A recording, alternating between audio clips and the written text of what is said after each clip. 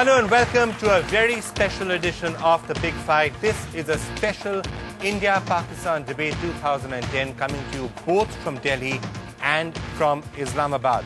We're going to be taking a look at where we think India-Pakistan relations are going to go in 2010.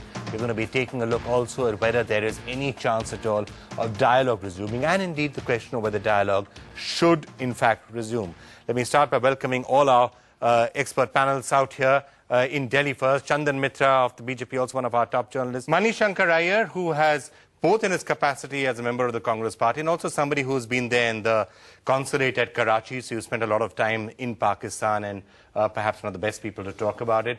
Swapan Das Gupta, great to have you with us, Swapan, and Mahesh Bhatt with considerable experience, of course, of also working in cinema in connection with Pakistan. So thank you all so much for being with us. Right here we have an equally impressive panel. Let me begin by introducing Ms. Shazia Murray, Provincial Minister for Information in the Sindh government. She is one of the most prominent voices in the Pakistan People's Party.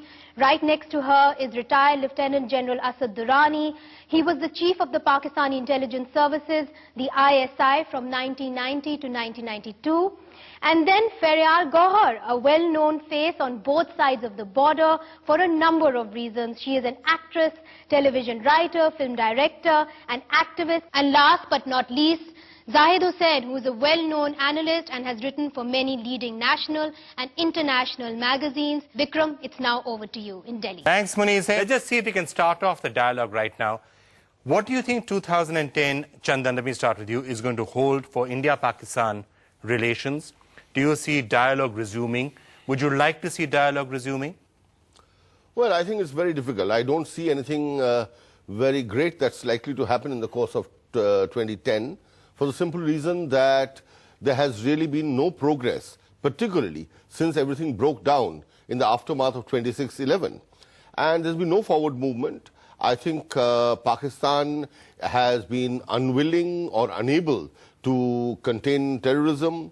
Cross-border terrorism is continuing in the last few weeks, what we have seen in Jammu and Kashmir. And so all this together doesn't give me a great sense of hope. And certainly dialogue ought to resume at some point of time. But I think the ball is very firmly in the Pakistani court. Okay, before I toss across to Islamabad and get a reaction from that, Manishankar Iyer, do you agree with what he said? Or do you I deeply regret to have to say I agree with him that I don't expect 2010 to take us much further forward.